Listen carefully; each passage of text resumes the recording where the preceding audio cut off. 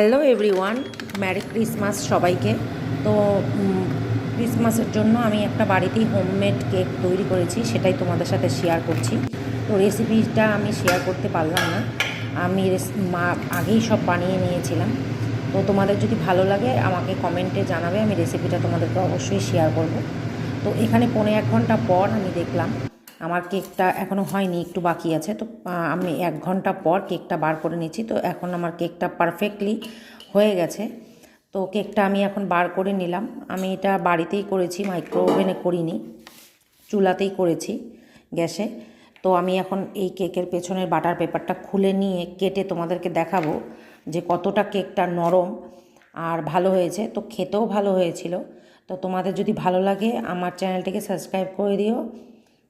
Bye bye.